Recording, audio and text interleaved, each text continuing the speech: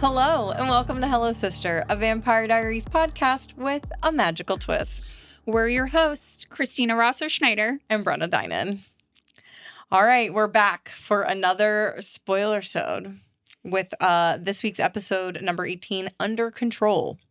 Do we want to give a rundown of the episode, back and forth, rapid fire? Sounds great. All right, take it away, Christina. All right. Stefan continues to struggle coming off of human blood after consuming Elena's last episode. He decides to curb his cravings by drinking through it, especially while attending the Founders Day 150th anniversary kickoff event.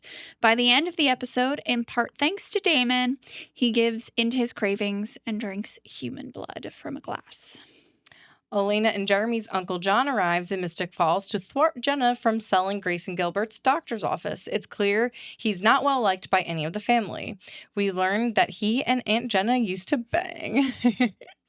There's a founders meeting before the big event where the mayor shares with the founding families that Vicky's death was ruled an OD. Uncle John is present at the meeting, and so is Damon. Uncle John insists that the vampire problem is not over. Jeremy is asking everyone about what happened to Vicky, not believing she OD'd. Elena finally tells her brother that she's adopted, and it is a wholesome moment. But she continues to lie to him about vampires and what happened to Vicky. And he's on to her. At the end of the episode, he raids her room, finding her diary full of all of its juicy vampiric secrets. Kelly, Tyler, Matt, and Stefan are all super drunk at the Founders Day kickoff event. Kelly and Tyler, after bonding over their loneliness, end up making out. Matt and Elena catch them, and Matt starts a fight with Tyler. Tyler goes feral on him, choking him out, and later tells his dad he doesn't know what happened. Matt kicks Kelly out of the house at the end of the episode. Uncle John and Damon are having a moonlit meeting on the balcony during the party. He reveals to Damon that he has a lot of information, including that Damon and Stefan are vampires. Damon snaps his neck, but then Uncle John walks back into the party a few minutes later. Turns out he has a magical ring, just like Rick. In fact, Rick's ring from Isabel is actually John's ring, and he's wearing his older brother Grayson's ring. All right, so first thing first, Uncle Daddy John is finally here. Uncle Daddy John. And honestly, I can't even tell you how hard it was in the main episode to not say Uncle Daddy. I know. I feel like there were so many times where I was like, almost going to say it. We didn't say it. But we didn't. Preserving it. But I can't wait for the big reveal that he's Elena's birth dad. I talked about this in the main episode that I actually really like Uncle John. I think he's a really complex character. And I like his arc. You know, we have him for in a handful of episodes. I don't know exactly how many, but I believe through season 3, we have Uncle John. And no matter how he comes across, he loves Elena. He loves his daughter. He loves his nephew, Jeremy. And he loves Mystic Falls. Like, he is very patriotic for his town, right? And he's trying to protect them in the only way that he knows or the only way he's been told how to. Yeah. And so wait, he makes it all the way to season 3? I think so, because he makes it to Klaus stuff. He makes it to I should probably put TVD. I'm just like, John Gilbert. Let's see. I want to be like, when's the last? Oh wait. Sometimes I feel like it doesn't always tell us, like. Well, because I think that he gives her, when he's died, she gets a note from him, and I think it's that quote, it might be that quote at the top there, that like whether she's reading it as human or vampire, he loves her all the same. Mm. And I think that's season 3. Yeah, I'm looking at The Sun Also Rises that is season 2. Season 2. Episode 21, end of season 2. So, all right, is that like right before... Can't remember. Is that like right before the thing? Wait, so when Catherine cuts the ring off, he doesn't die. He doesn't die. He's just like she just cuts the ring off. He then wears a glove. That's right. Okay, so that's he pulls it off. So that's what happens there. Okay, because I was like, wait, so she does that, but I was like, that happens a lot earlier. But it's because he just pulls it off and wears a glove to hide his hand. Okay. Well, I'm very interested to see, like, be reminded of all of the stuff that happens with him, because I think He does it. I think you nailed it with like just all the things about him as like a parental figure. Like he's trying to care, like do his best, and just trying to keep Elena safe and like Jeremy too. So I don't know. I think it'll be intriguing to see how it like brushes up against other things, but also like because right, like we were talking about this before in another Spoilersode where like Isabel wants to also protect Elena, and yeah, they're working together. Yeah, and they work together to try to do that, which is fun because in this episode, to bring it to the episode where when John's saying like to Rick, like I've heard so much about you, it's definitely because he knows all about Rick from Isabel. Right. And so that's like intriguing.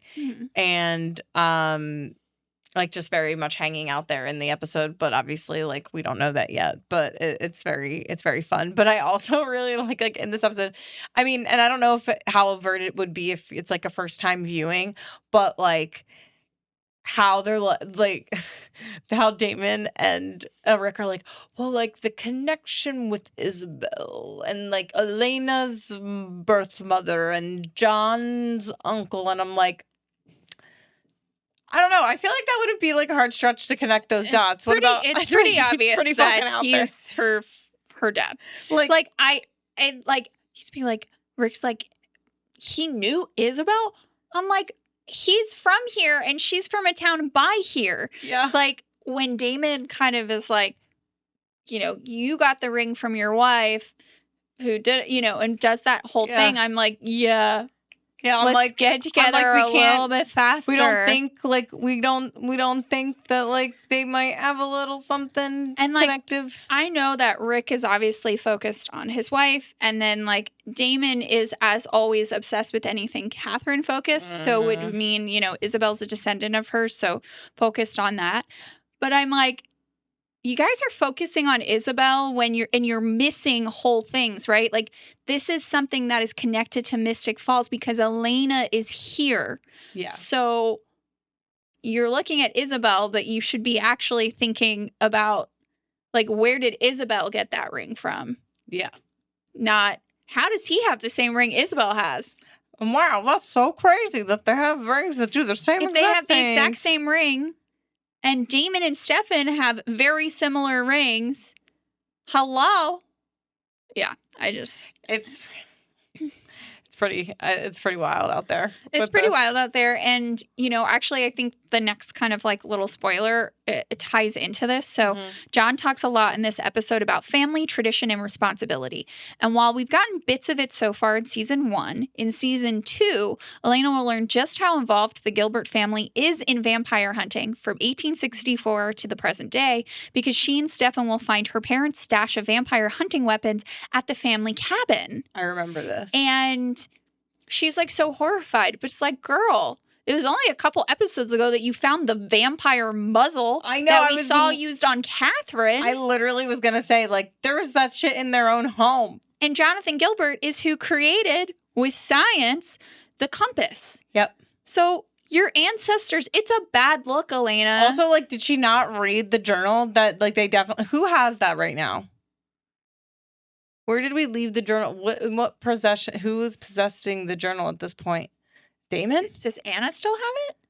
Because she stole it from Rick. Yeah. Stefan took the copy of it from Rick. So I guess maybe Anna.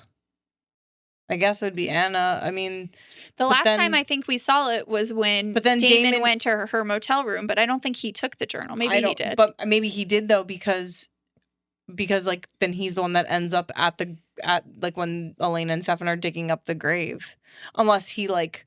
Well, I think he like read the line. Like read the line and just went, Well, I guess it's maybe still Anna would make sense, but hey, listen, like you also have the copy of it though, so I would imagine that Stefan left that with Elena.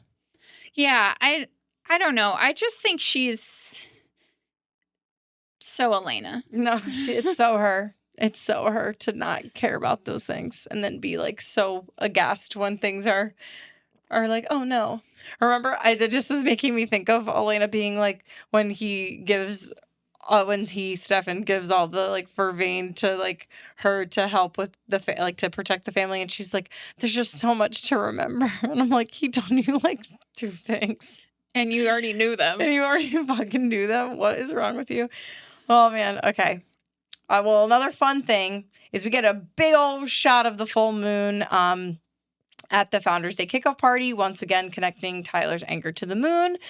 We won't learn until season 2 that he has the werewolf gene, and this will become a huge part of his personal storyline and the show's storyline as we expand our supernatural creatures in the universe and eventually get to our hybrid vampire werewolf duo, like connected in one person, Klaus.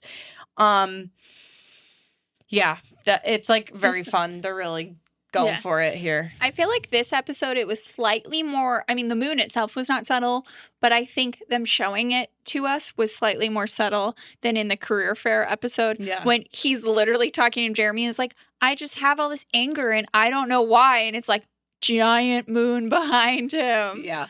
I mean, so again, in the same way of like just the connection of Isabel with John, like I'm like, I feel like this is pretty, I mean, at least to me, again, I don't know, because it's like I obviously know what happens with Tyler and like his werewolf gene, but I'm like, doesn't that feel like feel really, I mean, it feels very obvious to me, but maybe that's just because I know about it. Yeah, I know. I think it's obvious. However, the people who are witnessing this, I mean, besides like the mayor, don't know that vampires even exist, right? And like Damon and Stefan are not there either times these fights are happening and Tyler's acting like this. You know, Stefan steps in when Jeremy tries to kill Tyler. Yeah. So, and that's so that's not like the instances we've seen in the other episodes. So I feel like if the brothers, because they do know werewolves exist. Yeah. So I feel like if they were there, they would put it together. But I understand why humans aren't putting it together. I do think it's kind of surprising that Rick doesn't put it together, though, because he's done all this research because of Isabel, who would have known about the existence of werewolves since she figured out the vampires existed. And when he holds Tyler like back and is like, what was that? He's, at least to me, is asking like, why are you this mad? Like, why did you take it this far? Right. Yeah. So yeah, I don't know. Well, we'll have to keep an eye out for more like low-key werewolf stuff. I mean, I feel like they're going to keep dangling it until like that storyline starts to like unfold in a more true way. Yeah. Caroline, as we talked a lot about in the main episode, is absent in this episode, said to be at her dad's. I believe that Bill Forbes is a member of the council. And even though he's absent from this episode, and I believe we don't actually see him in the flesh until season 3. He is anti-vampire, even going as far as trying to recondition his daughter once she becomes, in all caps, Vampire Caroline, to give up blood.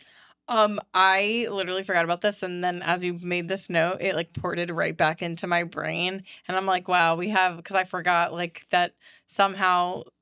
This is just weird to me, but like it's like Bill Forbes, a gay man, is like Christian nationalist, like weird conversion therapy. So Republican. Yeah, like Christian nationalist. Like it's very, because it's like conversion therapy. Like it's like basically you know what gay people can be all of those things. But it is upsetting that they give us our first and for a long time only queer character in the show, and that like a weird conservative storyline, and that he is a hateful person. Yes. Yeah, and you're right. Like it's like that doesn't just because like your like sexuality doesn't determine like you can still your politics you could still have like different politics, but you know, you would just think just given, you know, just how like queer folks have to like just go really just like have to deal with so much bullshit. It's like why would they like give that storyline to like that Christian nationalist coded storyline to like a gay man? I don't know. It's also such a crazy moment because in like Caroline's literally sitting there like,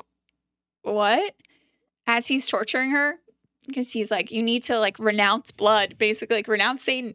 And she's like, but I'll die. And he's like, no, honey, you'll be fine. It's like, no, she needs the blood. She needs the blood to survive. But I do like that because I think it's like a little bit before that her mom finds out. Mm-hmm. Also, it's thanks to Carol Lockwood that Bill Forbes gets a call. Because she finds out because Caroline and Tyler, I think she catches Caroline and Tyler hooking up, and she figures out that Caroline's a vampire, but she doesn't know he's a werewolf. And then when she realizes he's a werewolf, she like tries to like stop what's happening. Yeah. Frickin' Carol. But Damon and her mom, Liz, or who actually gets her out of there. But my goodness. Ugh.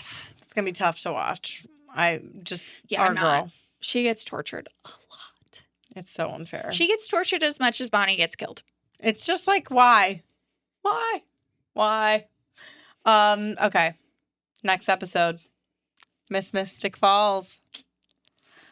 All right. Well, we're going to learn a lot more about Uncle Daddy John, and we're going to see Stefan. Because Stefan, if memory serves, so this is the one where they do the dance, right? She'll be in the blue dress, yes. She'll be in the blue dress. She's dancing. Her and Damon dance. That's very, like, a moment. It's a very this.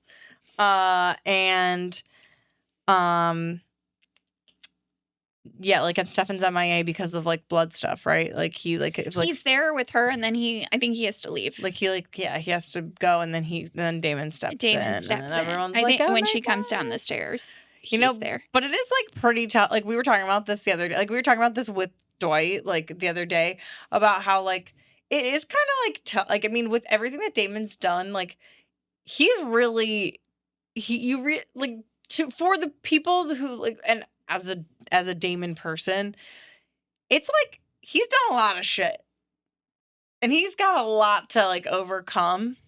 And I know that like the girlies, and I include me in the girlies, like love this, like that moment when they're dancing. Love this trash vampire. Like love this trash vampire. But I'm like thinking about it in like just really going into these episodes with you and like talking about it. I mean, like I still love him. Like I love Ian Somerhalder, but like I'm like, damn, like he's really rough. He's rough. Yeah. We will also see some Caroline and Elena competing for a crown. It's very Slayerfest 98 coded, which is the one Buffy episode where Cordelia and Buffy they both campaign. Well, they're campaigning, but then what happens is that then they are going to like homecoming, and they get hunted by these like all these different like vampires and like demons and shit, and then they have to get out of it. It's very great. I love that episode. Anyway, it's a big episode, and I'm excited to get to it, and I'm not ready to get to it, and we are definitely going to dress up, and we should probably do the dance. Yeah. You and me. Oh, we will definitely do the dance. Yeah. We're 1,000% doing the dance. We have to. And also just You're hearing it here first. You're hearing it here first. We will be figuring it out, and I can't wait. And this has been so fun. So I don't know. I think we're good today. I think that's it for our Spoilersode for episode 18. All right. Thanks for watching. Thank you for watching and listening. Oh, yeah. Thanks for listening. Most people are probably listening, but I'm like, thanks for watching as I stare into the camera. But yes, thank you also for our listeners, our fearless listeners who do just listen. We love you too. We love you all. See you soon. Bye. Hello Sister is written, directed, and hosted by Christina Rosso-Schneider and Brenna Dinon. Graphic designs are by Alex Schneider. Music is written and produced by Dwight Evan Young. Sound design and video are recorded and produced by Dwight Evan Young and Brenna Dinon. Hello Sister Podcast is a Bad Day Media production.